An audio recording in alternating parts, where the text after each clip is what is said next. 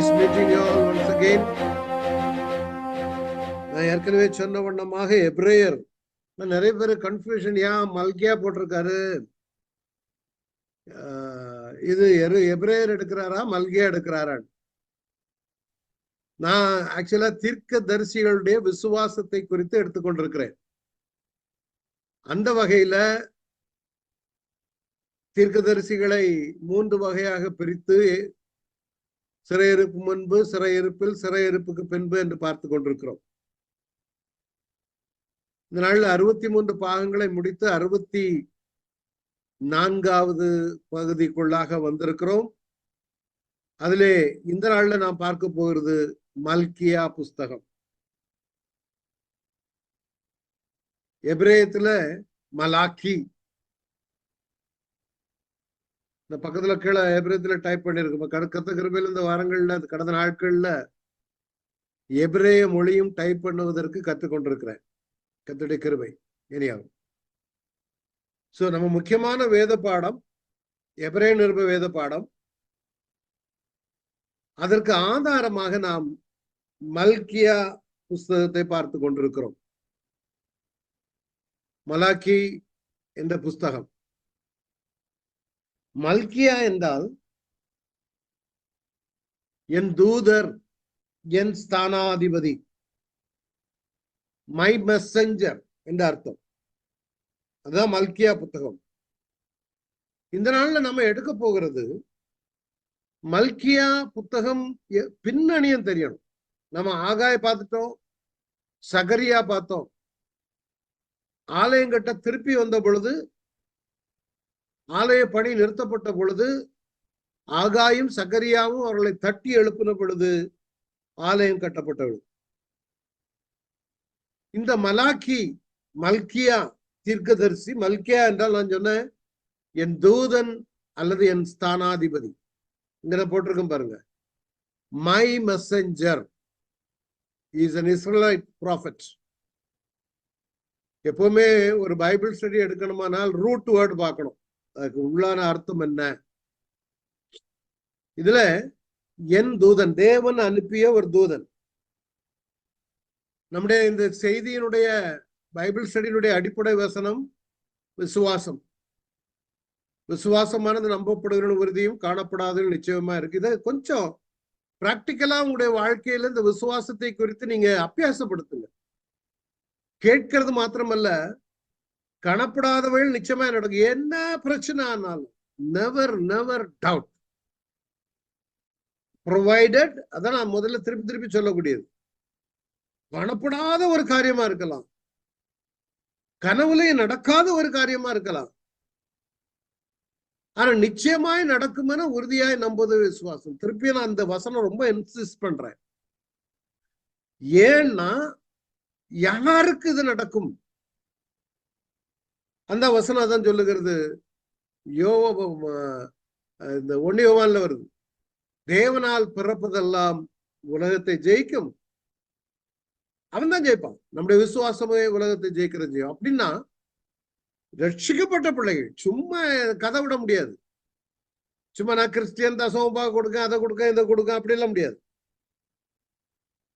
So அந்த வகையில் இந்த விசுவாச பட்டியலிலே அநேகரை பார்த்து விட்டோம். தீர்க்கதரிசிகளுடைய விசுவாசம் இதான் அடிப்படை வசனம். இது எபிரேய புத்தகத்தினுடைய தொகுப்பு.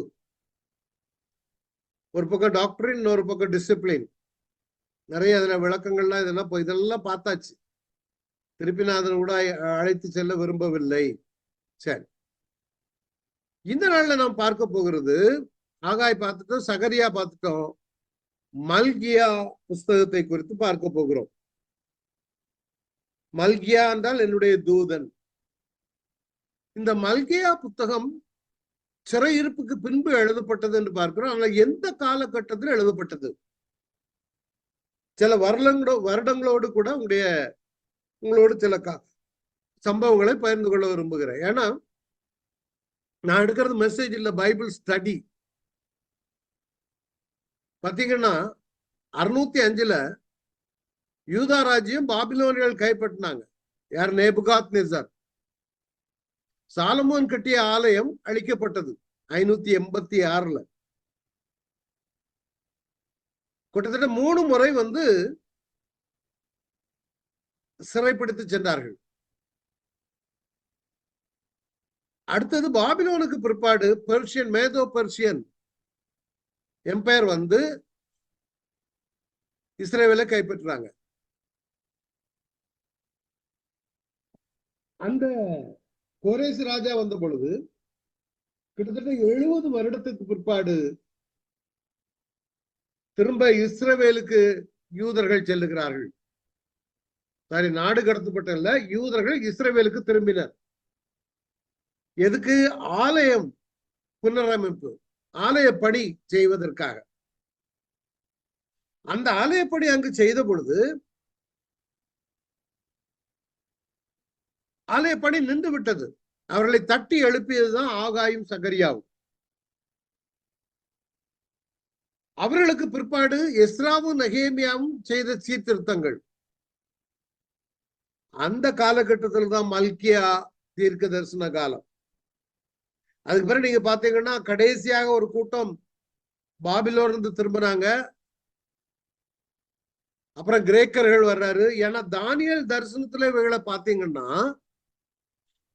அந்த சிலையின் பிரகாரம் பாபிலோன் தலை பொன் பாபிலோன், அடுத்தது சில்வர் வெள்ளி, மேதிய பர்சியர்கள் 2 புஜம் மேதிய பர்சியர்கள், 3வது கிரேக்கர்கள். இந்த கிரேக்கர்கள் அலெக்சாண்டர் த கிரேட் வந்த பிற்பாடு 2 பேரரசு, ஒரு பக்கம் எகிப்து, இன்னொரு பக்கம் சீரியா, அவங்க இஸ்ரவேலை கைப்பற்றினாங்க. எருசலேம் தேவாலயத்தை கைப்பற்றி அந்தியோக்கஸ் எபிபேனஸ்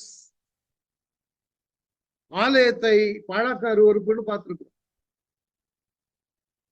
அதுக்கு பிறகு ஹஸ்மோனியன் எம்பையர் கொஞ்ச நாள் ஃப்ரீயா இருந்தாங்க. கிறிஸ்துக்கு முன்னால ரோமர்கள் ஆட்சிக்கு வந்தாங்க. அடுத்தது இறுதியாக ஏரோது அரசன் ஆலயம் 46 வருஷம் ஆலயம் கட்டி கொடுத்தான். இயேசு கிறிஸ்து பிறக்கிறார். கிபி 70 மீண்டும் தேவாலயம் தீத்தராயனால் இடிக்கப்பட்டது. இது உங்களுக்கு சம்பவம் இந்த ஆர்டர்ல தெரிஞ்சிருக்கணும். ரெஃபரன்ஸுக்காக இங்கிலீஷ்லயும் கொடுத்திருக்கிறார். அப்போ என்ன நடந்தது? இஸ்ரேல படிச்சங்கன்னா ஆலயம் கட்டுறாங்க, மூப்பர்கள் கட்டினார்கள். இத்தோவின் குமாரனாக சகரியாவும் ஆகாயும் சகரியாவும் தீர்க்க தரிசனம் சொல்லி வந்தபடியினால் காரியம் கைகூடி வந்தது. அவர்கள் இஸ்ரவேலின் தேவனுடைய கட்டளையின் படியையும் கோரேஸ், தரியு, பெர்ஷிய ராஜாவாகிய அர்த்தசஷ்டா என்பவருடைய கட்டளைப்படியே ஆலயத்தை கட்டி முடிச்சுட்டாங்க. ராஜாவாகிய தரியு அரசாளுகிற 6ஆம் வருஷம் ஆதார் என்னும் மாதம் 3ஆம் தேதியிலே ஆலயம். இப்போ செர்பாபேல் கவர்னர் எல்லாம் பார்த்தோம். முத்திர மோதிரம் கடைசியாக கடந்த வாரம் பார்த்தோம். யோசுவாவுக்கு கிரீடம் வைக்கப்பட்டது, ஒரு கிளை என்று சொல்லப்பட்டு இயேசுவை குறித்து பார்த்தோம். ஜெருபாபேலுக்கும்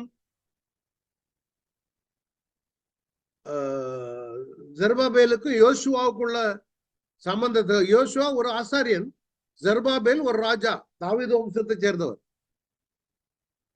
யார் ஆட்சிக்கு யார் ராஜாவாக வரலாம், ஆசாரியனுடைய தலையிலே கிரீடம் வைப்பதற்கு காரணம் என்ன, இவைகளெல்லாம் பார்த்தோம். இது முடிஞ்ச பிற்பாடு ஆலயம் கட்டியாச்சு.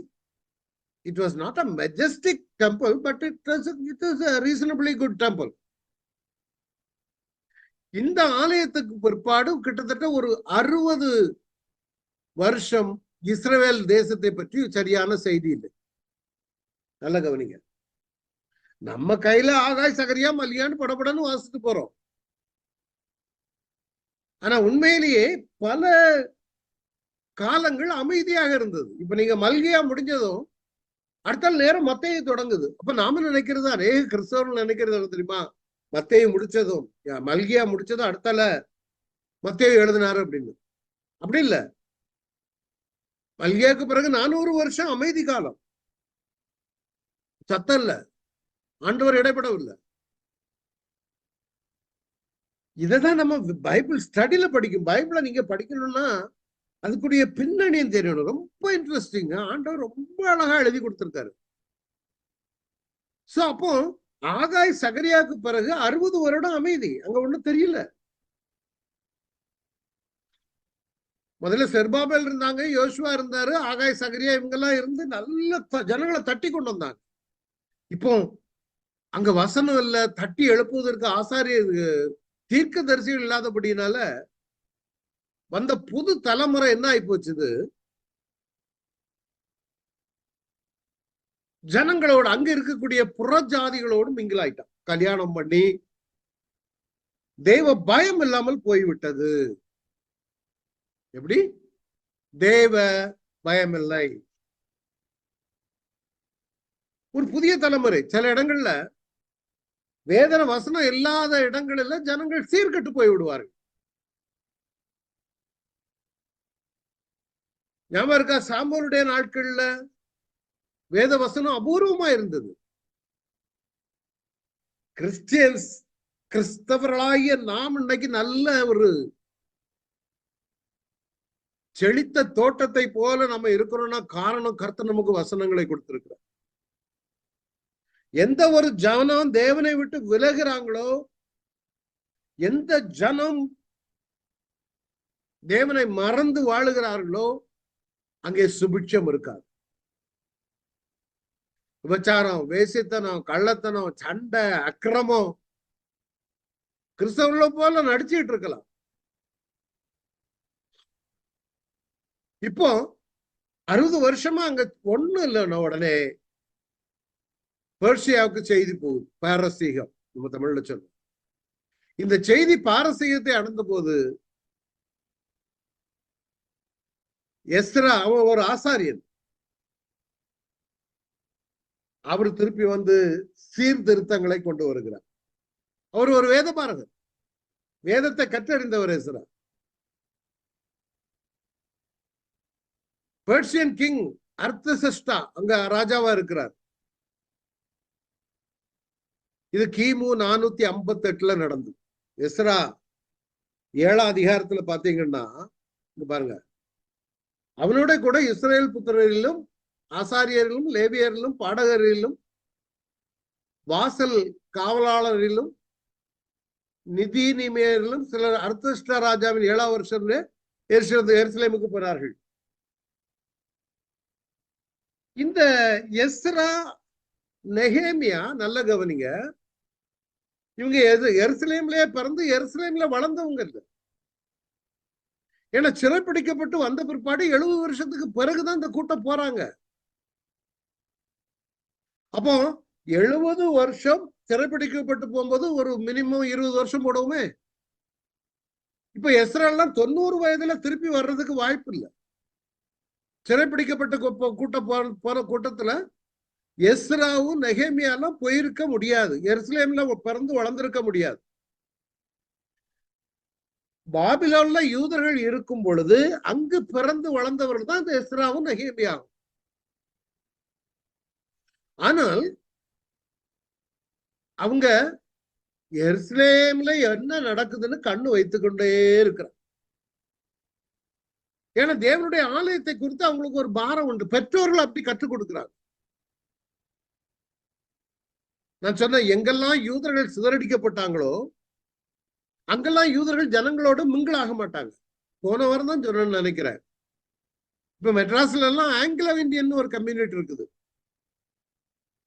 வந்த இங்கிலீஷ்காரங்க இந்தியன்ஸ் கூட மிக்ஸ் ஆகி ஆங்கிலோ இந்தியன்ஸ் எல்லா நாடுகளிலும் இருக்கும். பிலிப்பைன்ஸ்ல போனாங்கன்னா அமெரிக்காவும் அமெரிக்கன்ஸும் பிலிப்பினோஸும் மிங்கிளான ஒரு ரேஸ் இருக்கும்.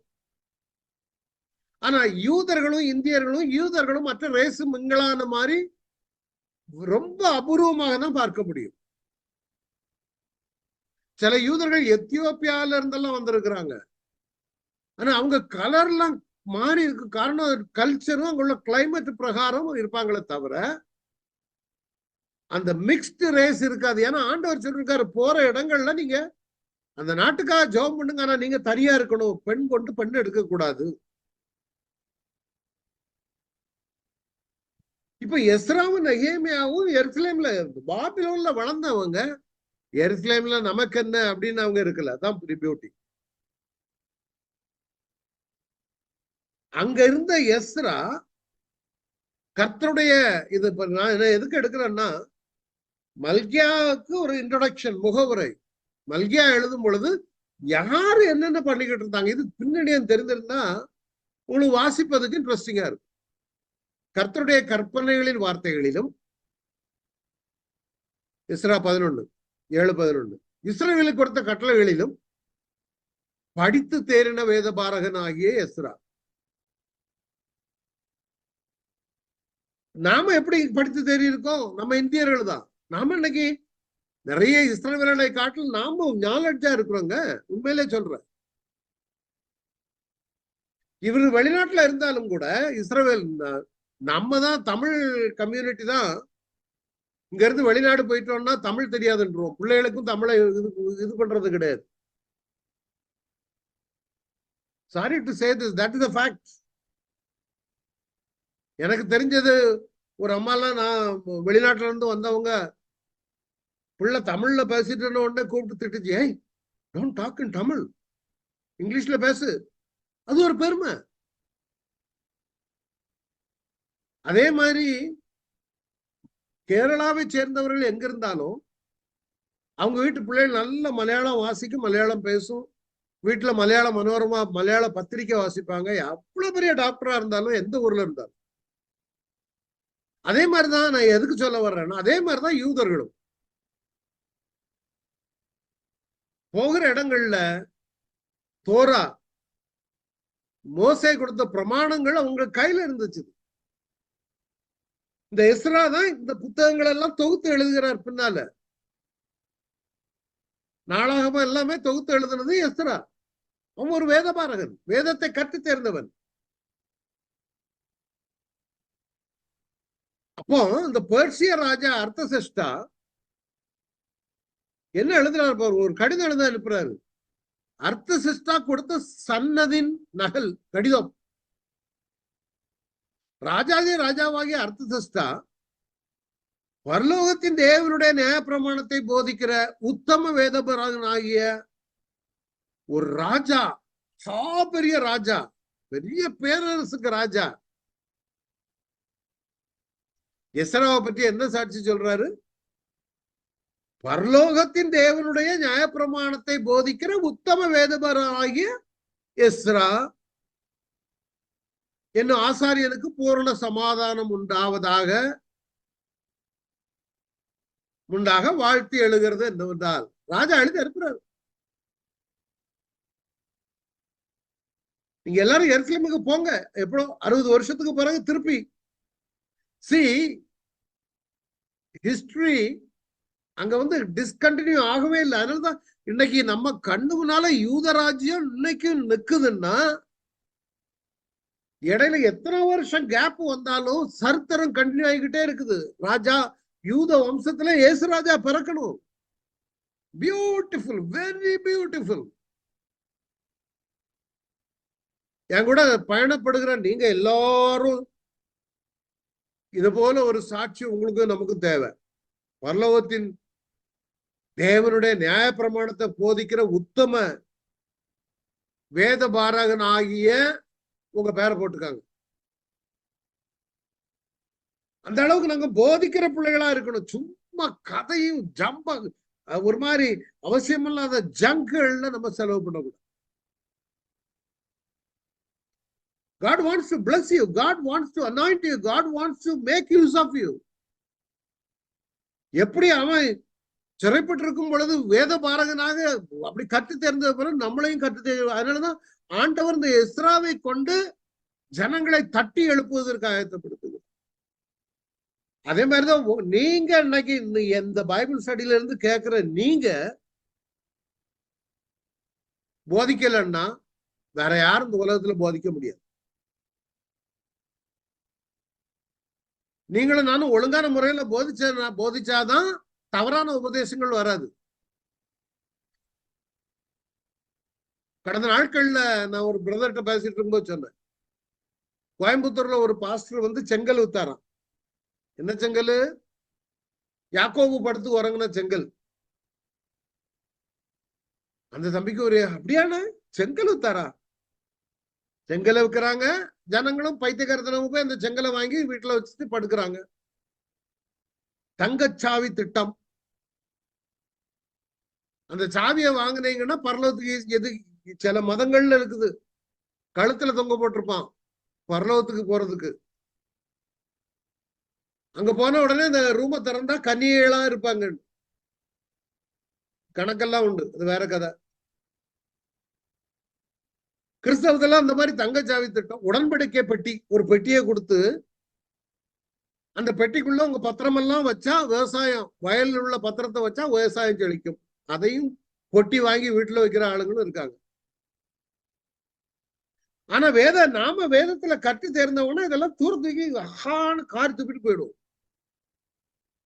சரி, எஸ்ராவை இங்க அனுப்புறாரு எருசலேமுக்கு போக. மனப்பூர்வமா இருக்கிற யாவரும் போகலாம். அதான் அந்த ராஜா கையில அவங்க அவ்வளவு பிரம்மாதமா இருந்தாங்க சாட்சியம். இஸ்ரவேல் தேவனுக்கு மனப்பூர்வமா வெள்ளி பொன்னெல்லாம் கொடுத்து தேவனுடைய ஆலயத்திற்கு 16ஆம் வசனம், மன உற்சாகமாய் கொடுக்கும் காணிக்கைகளையும் நீ கொண்டு போ. நீ ராஜாவினால அவருடைய 7 மந்திரிமாரெல்லாம் அனுப்பப்படுகிறாய். யார? எஸ்ராவை அனுப்புறாரு. அதனால நீ தாமதன்றி காளைகளையும் ஆட்டுக்கடாக்களையும் ஆட்டுக்குட்டிகளையும் போஜன பலிகளையும் பான பலிகளையும் உங்க தேவனுடைய ஆலயத்துல பலிபீடத்துல செலுத்துவது கொண்டு போ. அவருக்கு தெரியுது இருக்கு என்ன? தகன பலி, போஜன பலி, சமாதான பலி, பாவ நிவாரண பலி, குற்ற நிவாரண பலி எல்லாம் இவங்க செலுத்துவாங்க.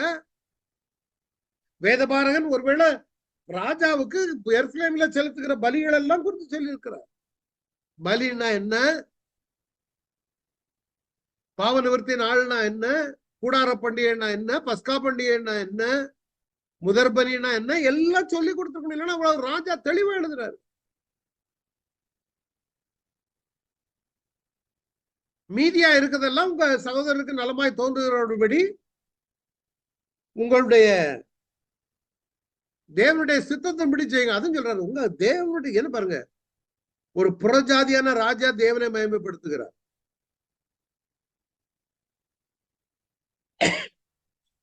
தரியு ராஜா இதே மாதிரி தானியல சிங்க கோயில போட்டுட்டு ராத்திரி முழுதும் ஜெபம் பண்ணார். தேவனுடைய குமாரனே, நீ ஆராதிக்கிற தேவன் உன்னை தப்பிக்க வல்லவராக இருந்தாரா? உன் ஆலயத்தினுடைய கொடுக்கப்பட்ட பணிமூட்டுகளையும் அங்க போய் ஒப்புவி. 20 ஆலயத்துக்கு அவசியமாய் கொடுக்க வேண்டியதை ராஜாவுடைய கஜானாவில இருந்து வாங்கிக்கா. அப்புறம் இருந்து அங்க அப்புறம் நதிக்கு அப்புறத்துல இதெல்லாம் எப்பவுமே ஐப்ராத் நதி, நதிக்கு அப்புறம்னா ஐப்ராத் நதி. அங்க இருக்கக்கூடிய எல்லா கஜான்சிகளுக்கும் அர்த்தசஷ்டா என்ற ராஜாவாகிய நாம் எடுக்கிற கட்டளை என்னவென்றால், பரலோகத்தின் தேவனுடைய நியாயப்பிரமாணத்தை போதிக்கும் வேதபாரகன் திரும்பியும் அவனுக்கு நீங்க 100 தாலந்து வெள்ளி, 100 கலம் கோதுமை, 100 கலம் திராட்சை ரசம் எல்லாவற்றையும் கொடுங்க, உப்பு முதற்கொண்டு. பரலோகத்தின் தேவனுடைய கற்பனையின்படியே எது தேவையா இருக்குமோ அதுவெல்லாம் நீங்க கொடுத்துடணும். இது போக ஆசாரியரு, லேவியரு, பாடகர், வாசற்காவலர் 24, தேவனுடைய ஆலயத்தின் படிவுடைக்காரர், யார் மேலையும் தீர்வை போடக்கூடாது, டாக்ஸ் போடக்கூடாது. தீர்வை ஆகிலும் ஆயமாகிலும் சுமத்தலாகாது என்று அவைகளை உங்களுக்கு அறியப்படுத்துகிறோம். கடிதம் எழுதுறாரு. அங்க பின்னும் நதிக்கு அப்புறத்தில் இருக்க தேவனுடைய பிரமாணங்களை அறிந்த ஜனங்களை நியாயம் விசாரிக்க துறைகளையும் நியாயாதிபதிகளையும் ஏற்படுத்து. ராஜா ஏற்படுத்தக்கூடாது. ஏன்னா ராஜா பெர்சிய ராஜா தான் இருக்கும். அந்த பிரமாணங்களை அறியாதவர்களுக்கு அவளை உபதேசி, நீ போய் அங்க போய் பிரசங்கமும் பண்ணு.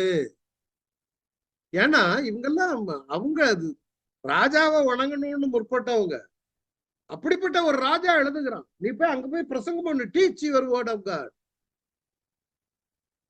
சில இடங்கள்ல பாத்திருக்கேளா, ஜெயில வந்து பிரசங்கம் பண்ண சொல்லுவாங்க.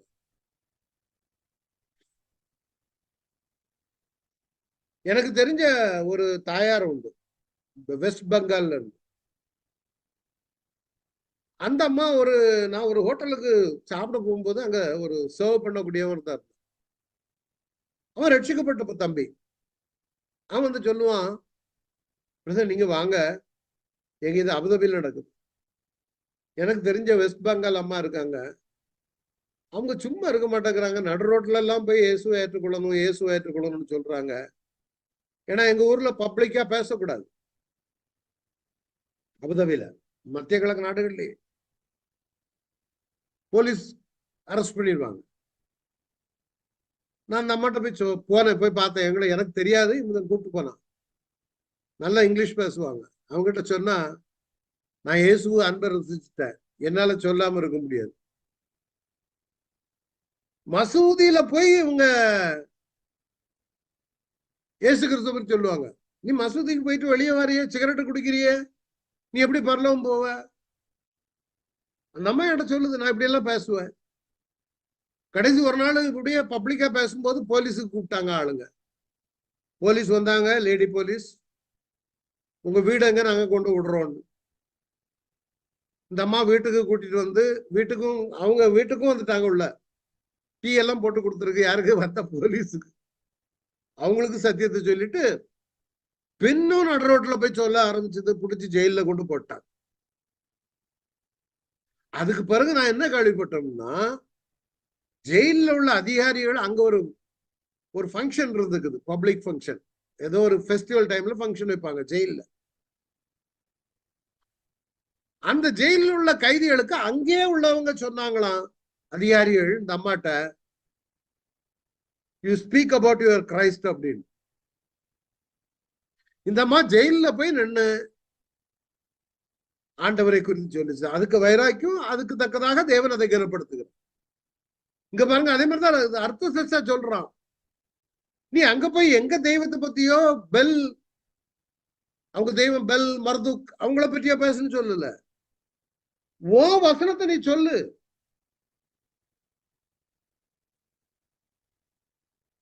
சிலவங்க வந்து நம்மகிட்ட கேட்பாங்க தெரியுமா, வாங்க பிரதர் வந்து ஜெபம் பண்ணுங்க, கொஞ்சம் வசனம் சொல்லுங்க. அவங்களும் சொல்ல தெரியாது, நம்ம போய் சொல்லணும். அவ்வளவுத்துக்கு வைராக்கியம் அர்த்த சிஸ்டம்.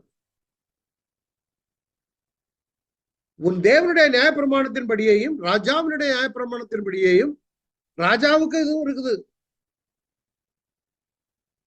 ராஜாவுடைய கட்டளைக்கு மீறக்கூடாது. அவர் என்ன கட்டளை கொடுத்தாரு, அவங்களுக்கு வேண்டியதெல்லாம் கொடுங்க. நீ அந்த பக்கம் இந்த கஜானாவில இருந்து கொடுக்கலன்னா உடனே இவளுக்கு உடனே மரணம் தான், தலையை வெட்டுவேன், வீட கொளுத்துவேன். அதுதான் மரணத்துக்காகலும் தேசத்துக்கு தேசத்தை விட்டு அனுப்புகிறது, அபராதம், காவல் வச்சு தண்டிக்கப்படவும் எழுது. இது எஸ்ரா வந்தாரு, இவரும் போய் எல்லாம் பண்ணினாரு, பலிபீடத்தை செப்பரேட்டார், அதெல்லாம் போகல. நீங்க போய் படிங்க எஸ்ரா நகேமியெல்லாம் எடுத்துக்கிட்டு இருந்தா டாபிக் வேற போயிடும். எல்லாம் பண்ணாரு, ஆனா ஒரு சேஞ்ச் ஏற்படல, மாற்றம் ஏற்படல.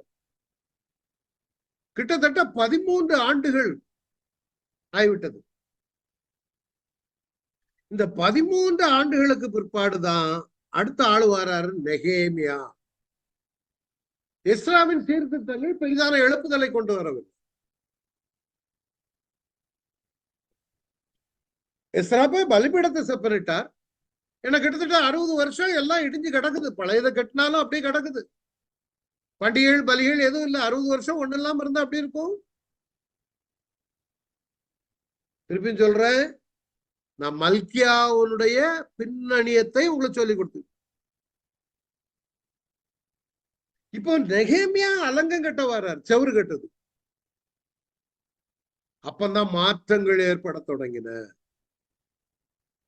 இந்த நெகேமியாவும் பாபிலோனில் வளர்ந்த ஒரு யூதர். என்னன்னா தே ஆர் க்ளோஸ். எங்க நீங்க போனாலும் பிரதர் சிஸ்டர், தேவ பிள்ளைகள் இந்த இஸ்ரவேல் ஜனங்கள்ல போய் இப்ப யோசேப்பு எடுத்துக்காங்க. சிறைச்சாலையில இருந்து நேர ராஜாவுக்கு assistant, next to the king, எகிப்துல. அதே போல நம்ம தானியல் எடுத்தீங்கன்னா அவரும் அப்படிதான், ராஜாவுக்கு அடுத்த ஸ்தானம். ஒருத்தரும் அவனால ஒண்ணும் பண்ண முடியல. எஸ்ரா அர்த்த சிஸ்டர் ராஜா அனுப்புறான், அவரை பேர் சொல்லி கடிதம் எழுதி. நெகேமியா அதே மாதிரி பாபிலோனில் வளர்ந்த அவரும் ஒரு யூதர், ஒண்ணுமே தெரியாது அவங்களுக்கு. ஆனா அலங்கா இடிச்சு கிடங்குன்றதும் பாரம் அவருக்கு வருகிறது. அதுதான் இது அப்படி இருக்குதே தேவனுடைய ஆலயம். ஏன்னா இவங்க எல்லாம் பேலஸ்ல வளர்ந்தவங்க, நல்ல சாப்பாடு சாப்பிட்டு உட்கார்ந்துகிட்டு ஜாலியா இருக்கலாம். தேவனுடைய ராஜ்யம் கட்டப்படணுமானா கொஞ்சம் கஷ்டப்படும். அப்ப அவரும் அதிகாரம் பெற்று எருசலேம் வருகிறார். சீர்திருத்தம் நடக்குது. He is the governor. சரி, 2ஆம் அதிகாரம் 5ஆம் அதிகாரம் 14-15 பார்த்தீங்கன்னா பாருங்க, நான் யூதா தேசத்திலே அதிபதியாய் இருக்கும்படி ராஜாவாகிய அர்த்தசஷ்டா எனக்கு கற்பித்த நாளாகிய அவருடைய இவரை யார் கவர்னரா மாத்தினது? யாரு? ராஜா. நெகேமியா கவர்னரா போயிருக்காரு. அங்க கவர்னர் யாரு? செருபாபேல். நெகேமியா 2ஆம் அதிகாரம் முதல் 8 வசனங்களை பாருங்க. நெகேமியா 2ஆம் அதிகாரம்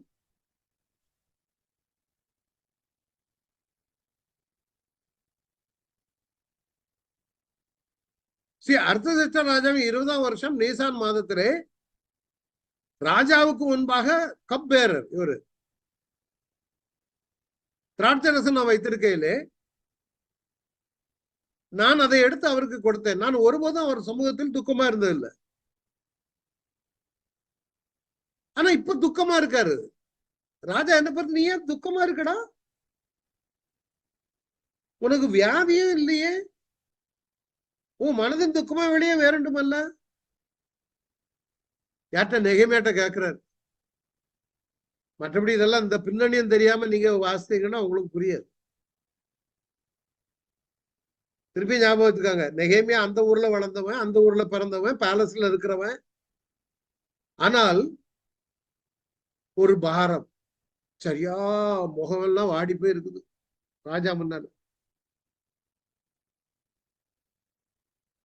உடனே ராஜா அதுக்கு மேல அவர் என்ன சொல்ற பாருங்க, உன் மனசுக்குள்ளதான் ஏதோ பாரம் இருக்குடா, இது மனதின் துக்கமே வழியே வேற ஒண்ணு இல்லை. உனக்கு என்ன, உனக்கு என்னாச்சு, உன் மனசுக்கு என்னாச்சு, ஏன் அந்த இவ்வளவுதான் இருக்க? இவர் ராஜாவுக்கு முன்னால் இருக்கிறாரு. விஷயத்த சொன்னா அவர் கோவப்பட்டுருவாரோன்னு வர பயம். சொல்றான் ராஜாவை நோக்கி, ராஜா என்றைக்கு வாழ், என் பிதாக்களின் கல்லறை இருக்கும் ஸ்தலமாகிய நகரம் பாழானதும் அதன் வாசல்கள் அக்கினியால் சுட்டரிக்கப்பட்டதுமாய் கிடக்கும் போது நான் துக்க முகத்தோடு இராதிருப்பது எப்படி என்றேன். இவன் ஏன் துக்க முகமா இருக்கணும்? தங்களுடைய பிதாக்களுடைய கல்லறை. இது ஒரு பாரம். நம்முடைய கிறிஸ்துவனுடைய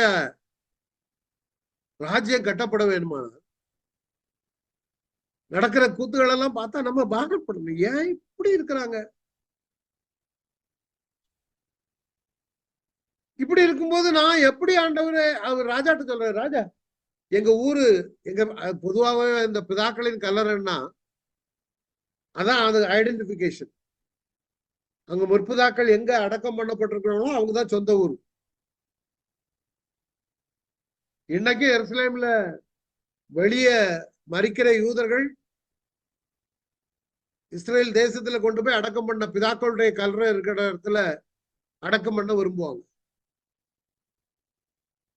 சொல்றான், அது பாழாய் கிடக்குது. இப்ப கிட்டத்தட்ட 70-90 வருஷம் ஆயாச்சு. அது பாழா கிடக்கும் போது நான் துக்கமத்தோடு இராது இப்ப எப்படி? ராஜா சொல்லிருக்கலாம், உனக்கு என்னடா அங்க என்ன குறை, நல்ல சாப்பாடு இருக்குது, பேலஸ் சாப்பாடு சாப்பிடுற,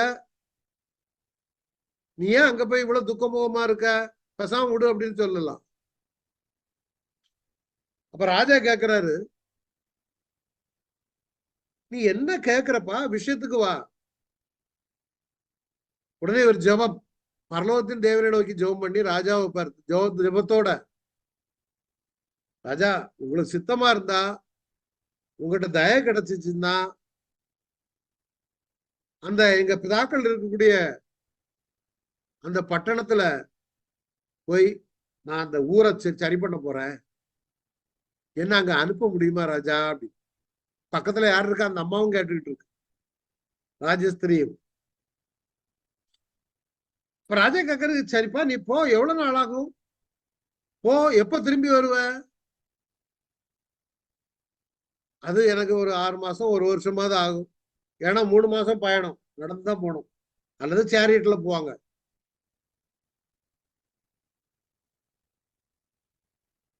திரும்ப ராஜாட்ட சொல்றாரு, அவங்களுக்கு ஓகே, கோ ஹெட். ராஜாவுக்கு சித்தமா இருந்தால் 7ஆம் வசனம், நதிக்கு அப்புறத்தில் இருக்கிற தேசாதிபதிகள் என்னை வழியை விட்டு அனுப்பும்படி கடிதம் கொடுங்க, தேவாலயத்துக்கு தேவையான எனக்கு கொடுங்க எல்லாம்.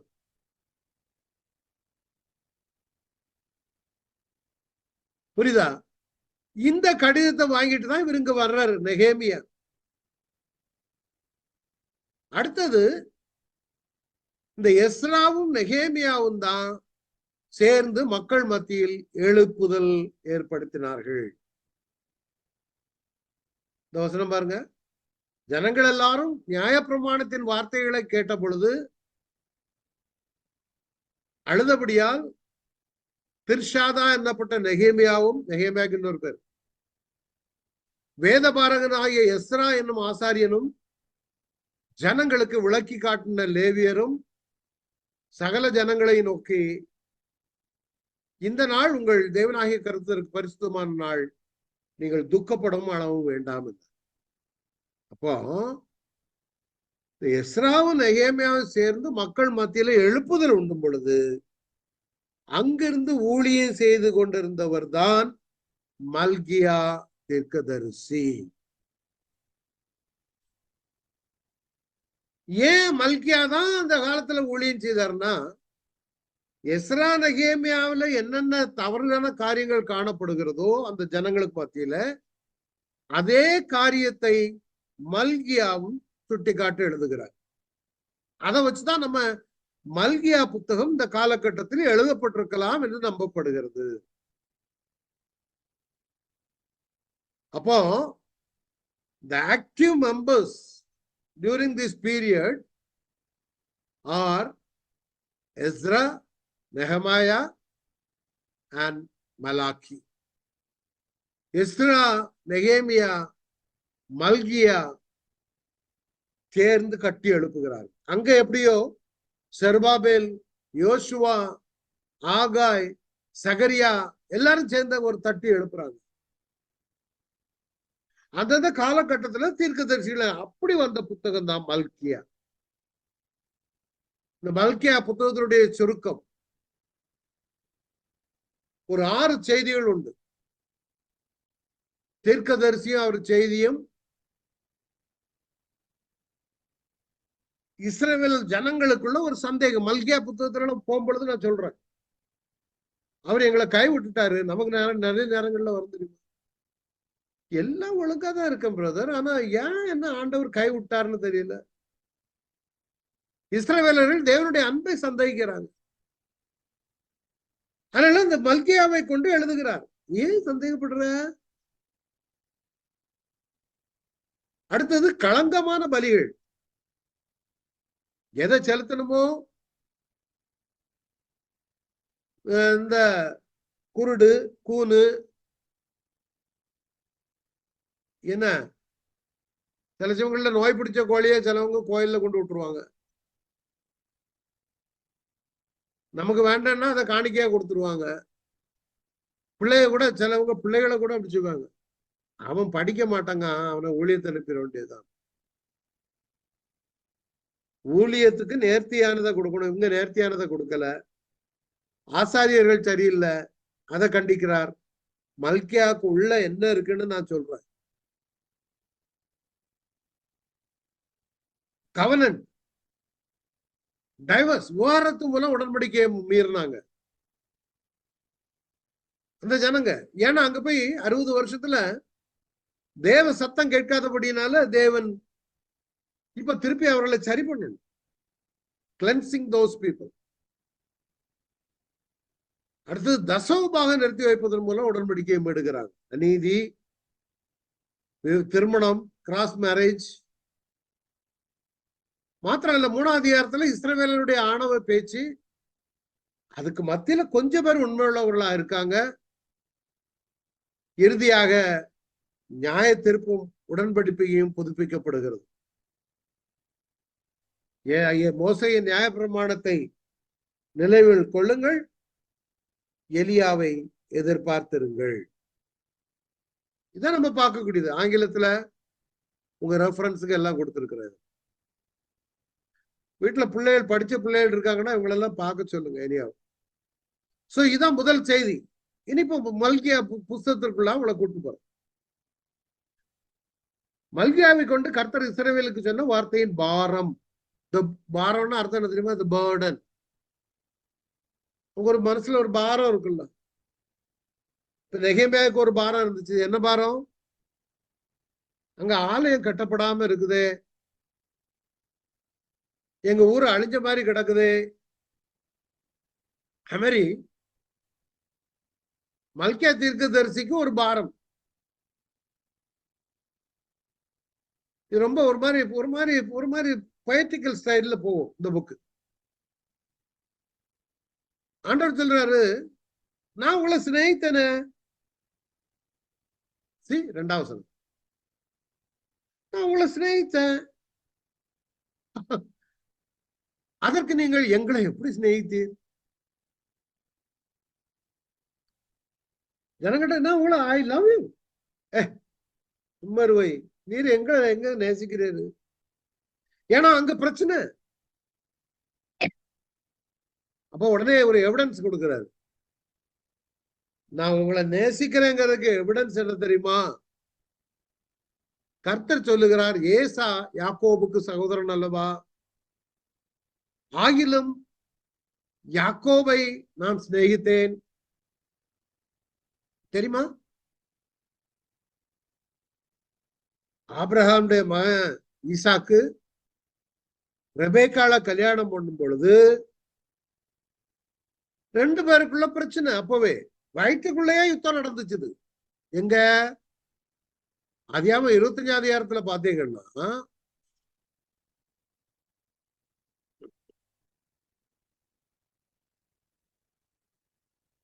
இந்த பாருங்க, பிரசவ காலம் பூர்ணமானது. அதற்கு கர்த்தர் 2 ஜாதிகளும் கற்பத்தில் உண்டாயிருக்கிறது, 2 வித ஜனங்கள். அவர் என்ன சொல்றாரு அங்க? ஏசாவை வெறுத்த உங்களை சிநேகித்தேன். நீங்க என்கிட்ட கேக்குறீங்களா, எங்க ஆண்டவர் எங்களை சிநேகித்தாரு? அப்ப இதுக்குரிய பின்னணியும் உங்களுக்கு தெரியணும். இந்த பின்னணியும் இங்க என்ன சொல்ற பாருங்க. நான் உங்களை சிநேகித்தேன். கர்த்தர் சொல்லுகிறார், ஏசா யாக்கோபுக்கு சகோதரன் அல்லவா? ஆகிலும் யாக்கோபை நான் சிநேகித்தேன், ஏசாவையோ நான் வெறுத்தேன். அவனுடைய மலைகளை பாழும், அவனுடைய சுதந்திரத்தை வனாந்திரத்தில் உள்ள வலு சர்ப்பங்களில் தாவும் ஆக்கினேன். ஏதோ பேர் சொல்றாங்க, நான் எளிமைப்பட்ட ஆனாலும் பாழானவைகளை திரும்ப கட்டுவோம். முதல் 5 வசனங்களை பார்த்துட்டு விளக்கத்துக்கு போறோம். பாழானவைகளை திரும்ப கட்டுவோம் என்று சொல்லுகிறார்கள். கர்த்தர் சொல்றார், ஏதோ பேர் சொல்றாங்க, எங்களை அழிச்சு போட்டாலும் நாங்க திரும்ப கட்டுவோம்.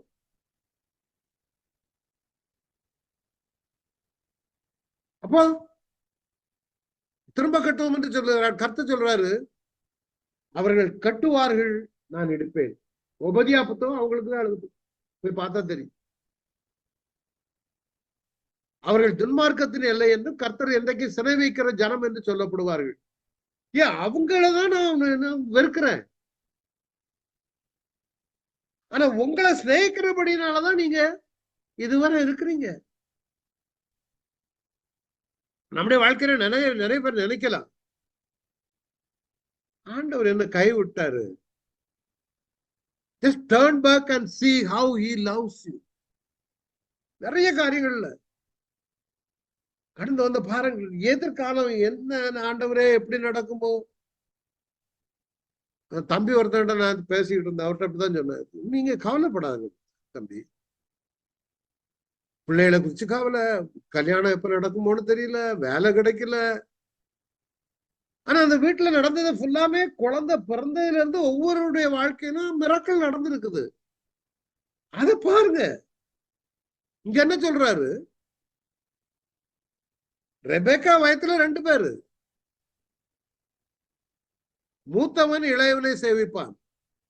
யூசுவலா இளையவன் தான் மூத்தவனை சேவிக்கணும். அங்க கற்பத்துல பாருங்க 22ஆம் வசனம், அவள் கற்பத்திலே பிள்ளைகள் ஒன்றோடு ஒன்று மோதிக்கொண்டிருந்தன. இது ஆண்டவுடைய திட்டம். யாக்கோபை தேவன் தெரிந்து கொண்டார். அதனாலதான் ஆண்டவர்கிட்ட போய் விசாரிக்கும் பொழுது சொல்றாரு, 2 பேரும் வருவாங்க, அடியில தான் நடக்கும். வயத்துக்குள்ளேயே யுத்தம் தொடங்கிச்சு, கடைசி வரை யுத்தம் நடந்துச்சு. யாக்கோபை தேவன் சிநேகித்தபடினால. அதனாலதான் ஏசாவின் குதிங்காலை பிடித்து கொண்டு வெளிப்படும். ஹீல் கேச்சர்மாங்க யாக்கோப். அப்போ என்ன இந்த ஏதோம்ங்கிறது நீங்க அந்த இடத்து தெரிஞ்சிருக்கணும். ஏதோம் அந்த மேப் உங்களுக்கு தெரிஞ்சா தெரியும், அப்போ ஓரளவுக்கு புரியும். இதான் ஏதோமியர் தேசம். இந்த ப்ளூல இருக்கு பாருங்க, இது மோவாப் அம்மோனியர், இது இஸ்ரவேல் தேசம். இது அசீரியா, பாபிலோன், லெபனான். இந்த இருக்குல்ல, இந்த சவக்கடலுக்கு நேர கீழே உள்ளதான் ஏதோமியர், ஏசாவுடைய வம்சத்தார். இந்த ஏசாவுக்கும் இஸ்ரவேலர்களுக்கும் பின்னாலேயும் பயங்கர பிரச்சனை ஓடிக்கிட்டே இருந்துச்சு. இந்த வழியா போகும் பொழுது ஏதோமியர் விடல. ஆனா தேவனுடைய தெரிந்து கொள்ளுதல் வேறு. டைம் என்ன?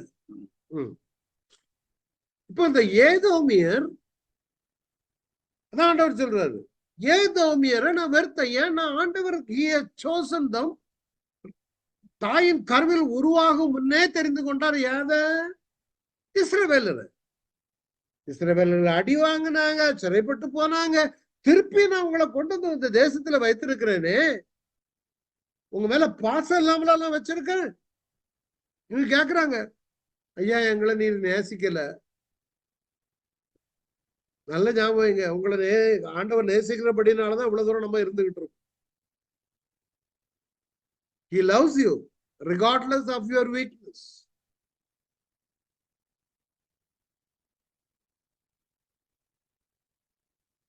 அதுதான் அங்க சுட்டி காட்டுகிறார்.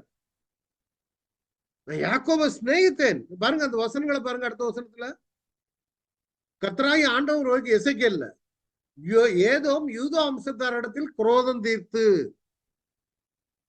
அந்த நாட்களிலே 2 பேருக்கு போராட்டம். இப்ப உதாரணத்துக்கு இஸ்ரவேலர்களை யூதா வம்சத்தாரை யாராவது பக்கத்து நாட்டுல உள்ளவன் அசீரியர்கள் அட்டாக் பண்ண வர்றான்னு வைங்க. அப்போ அந்த யூதா ஜனங்கள் ஓடி ஒளியும் பொழுது ஏதோமியர்கள் என்ன செய்வாங்க, அங்க ஒளிஞ்சிருக்காம போய் அடிங்க. எங்க ஏதோம் இவர்களை காட்டி கொடுத்தாங்க. பழி வாங்கி குற்றம் செய்தபடியினால் ஆண்டவர் சொல்லுகிறார், நான் ஏதோம் தேசத்துக்கு விரோதமாக என் கையை நீட்டி அதில் மனுஷரையும் மிருகங்களை இராதபடிக்கு சங்காரம் பண்ணி அதை தேமான் துவக்கி தேதான் மட்டும் வனாந்தரமாக்குவேன், பட்டயத்தால் விழுவார். உங்களுக்கு தெரியுமா, அன்னைக்கு அந்த ஏதோங்கிற ஒரு தேசமே இல்லையே, பாலும் வனாந்தரம் ஆகி விட்டது.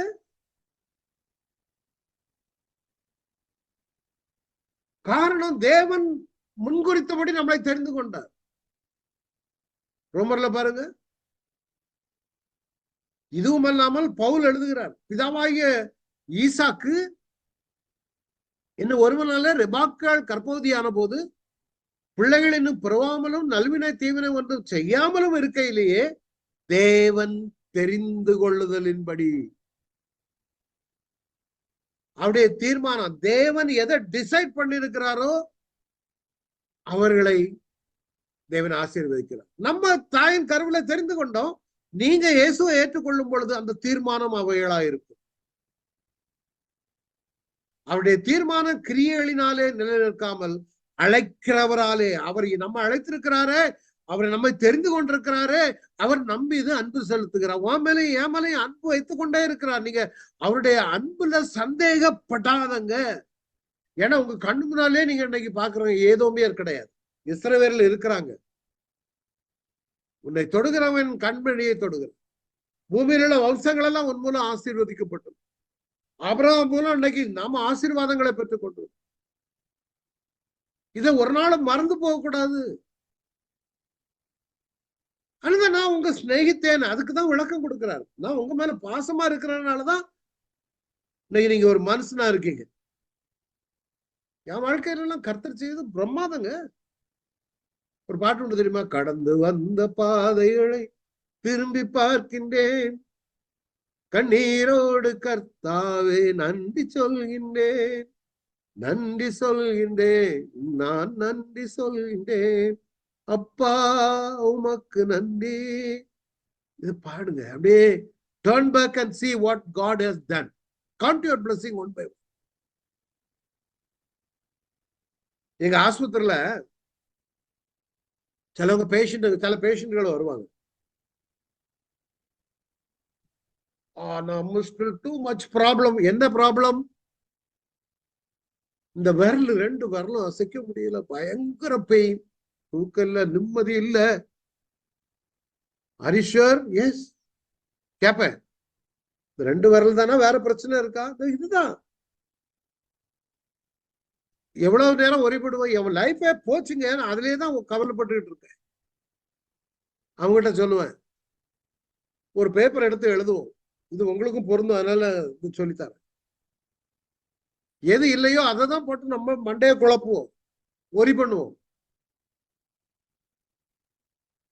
நான் சொல்றதுக்கெல்லாம் சொல்லணும், பதில சொல்லணும். சரி, கை வலி இருக்கட்டு, இது தவிர நான் கேட்கறதுக்கு பதில சொல்லு. உனக்கு சாப்பாட்டுக்கு வசதி இருக்கா? ஓ, நோ ப்ராப்ளம், நல்ல சாப்பாடு இருக்குது. தூங்குறியா? ஓ, நோ ப்ராப்ளம். ஃபேமிலி இருக்கா? இருக்கு. ஒய்ஃப் இருக்காங்களா? இருக்கு. பிள்ளைகள் இருக்காங்களா? என்ன பண்றாங்க? ஒருத்தன் போலீஸ்ல இருக்கான், ஒருத்தன் காலேஜ்ல இருக்கான், ஒரு இதுல இருக்கான். வீடு 4 வீடு இருக்குது. ஆளுக்கு ஒரு, பிள்ளைகளுக்கு ஒரு வீடு கட்டி கொடுத்துருக்குற. அப்புறம் கார் நிறைய, மாஃபி முஷ்கில் எல்லாம் இருக்குது. இப்ப அந்த லிஸ்ட் நின்றுட்டே போக, எதெல்லாம் நிறைய இருக்குது. இவ்வளவு இருக்குத. இந்த பக்கம் ஒண்ணு இல்லாதது எல்லாம் சொல்லு. இந்த கை வலி வேற ஒண்ணு இல்ல. இப்போ இதுல எதை அதிகமா நினைக்க? இதையா வலது பக்கத்துல இருக்கக்கூடிய பெரிய லிஸ்டையா? இந்த சின்ன வேதனையே சொல்லுவேன். No. Start thanking God for what God has done in your life.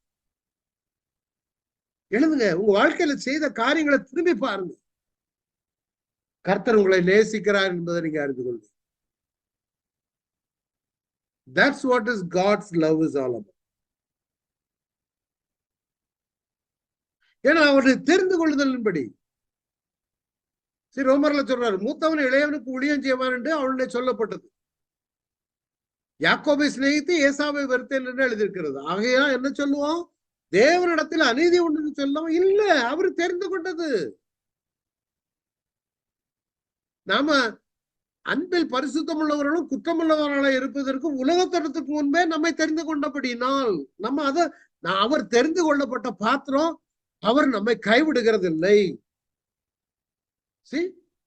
29 தம்முடைய குமாரன் அநேக சாருக்குள்ளே முதல் பெயராக இருக்கும் பொருட்டு தேவன் எவர்களை முன்னறிந்தாரோ அவர்களை தமது குமாரனுடைய சாயலுக்கு ஒப்பாய் இருப்பதற்கு முன்குறித்திருக்கிறார். எவர்களை முன்பறித்திருக்காரோ அவர்களை அழைத்திருக்கிறார். இவர்களை அழைத்தாரோ அவர்களை நீதிமான்கள் ஆக்கியிருக்கிறார். எவர்களை நீதிமான்கள் ஆக்கினாரோ அவர்களை மகிமைப்படுத்தியும் இருக்கிறார். அதனால நீங்க ஒரு நாளும் மறந்து விடக்கூடாது. அழைத்தவர் உண்மை உள்ளவர், நம்மீது அன்பு செலுத்துகிற தேவன், அவர் நம்மை சிநேகிக்கிற தேவன். நம்ம என்னென்னமா அவரோட கூட வாழ போகிறோம் ஐயா. அது மறந்துடாதுங்க, அது மறந்துடாதுங்க. நீங்க தயவுசெய்து உலக தோற்றதற்கு முன்னதாக, தாயின் கருவில் உருவாதற்கு முன்பதாகவே ஏசா வரட்டிட்டே வந்தான் யாக்கோப. ஆனா கடைசி பாருங்க, இன்னைக்கு யாரும் இல்ல, தேவன் தெரிந்து கொண்ட பாத்திரம். அதனால இஸ்ரவேலாவது அப்படி நாம இயேசுவின் சந்ததியா வந்திருக்கும் பொழுது நம்முடைய ஜனங்களை ஆசீர்வதிப்பதே அவருக்கு பிரியம். எல்லாரும் ஜெபிக்க போகிறோம். நாளும் கேட்ட செய்தியின்படியாக இல்ல, நான் ஜெபிக்கும் பொழுது எல்லாரும் என் கூட சேர்ந்து ஜெபம் பண்ணு. எல்லாரும் கரங்களை உயர்த்தி, ஆண்டவரே நாங்க பரிசுத்த சந்ததி, ராஜரீக ஆசாரிய கூட்டம், ஆண்டவரே எங்களை முன்குறித்திருக்கிறீர், நீதிமான்கள் ஆக்கி இருக்கிறீர், பரிசுத்தமாக்கி இருக்கிறீர். ஆண்டவரே அழைத்தவர் உண்மை உள்ளவர், தாயின் கருவில் உருவாவதற்கு முன்பதாகவே பெயர் சொல்லி அழைத்தவர், நன்மை தீவை அறிவதற்கு முன்பதாகவே யாக்கோபை தெரிந்து கொண்டது பாரு. நீரும் எங்களை தெரிந்து கொண்டிருக்கிறபடியால் நன்றியா. வந்த ஒவ்வொருவரையும் ஆசீர்வதிக்கிறோம். எங்கள் வாழ்க்கையில குறைகள் இருக்கலாம், பிரச்சனைகள் இருக்கலாம், ஆனா உங்களுடைய சிநேகம் ஒரு நாளும் குறைவது. மகனே மகளே திகாதே, நீ என்னுடையவள், என்னுடைய நீதி வலது கருத்து நான் சேர்த்துக் கொண்டேன் என்று தேர்த்துகிற கிருபைகளுக்காக நான் I bless everyone in the name of Jesus. தேவ சமாதானம் இவருடைய இருதயங்களை இல்லங்களை ஆடும். எங்கள் மீது வைத்திருக்கிற அன்பினாலதான் நாங்க இன்னைக்கு உட்கார்ந்து உங்களுடைய வசனத்தை கேட்கும். அந்த வேத பாரகன் ஆகிய எஸ்ராவை போல, நெகேமியாவை போல உடைய ராஜ்யத்தை கட்டுகிற பிள்ளைகளாக இருக்க வேண்டும். அன்பனையில வளர்ந்தாலும் அவர்கள் அந்த சொகுசை காட்டிலும் அழிந்திருக்கிற கட்டப்படாத ராஜ்யத்தை குறித்து அவர்கள் பாரப்பட்டதுனால இன்றைக்கு கட்டப்பட்டு, நாங்களும் தேவனுடைய ராஜ்யம் கட்டப்பட வேண்டும். எங்களுடைய தேசத்துல இந்த ராஜ்யம் கட்டப்பட வேணும். ராஜ்யம் கர்த்தர் எங்களை கொண்டு பெரிய காரியங்களை செய்யும். வந்திருக்கிற ஒவ்வொருவரையும் ஆசீர்வதி. தேவ கிருபை, தேவ சமாதானம் இவர்களை ஆளு. யூடியூப்ல பார்க்கிற ஒவ்வொருவரோடு கிருபை ஆளுகை செய்யுங்க. அன்றைய இயேசு மூலம் ஜெபிக்கிற நல்ல பிதா, ஆமென். என் ஆத்மாவே கர்த்தரை, என் முழு உள்ளமே பரிசுத்தம், என் ஆத்மாவே கர்த்தரை, கர்த்தர் சகல வாரங்களை மறவாதே. ஆமென். Thank you all for coming.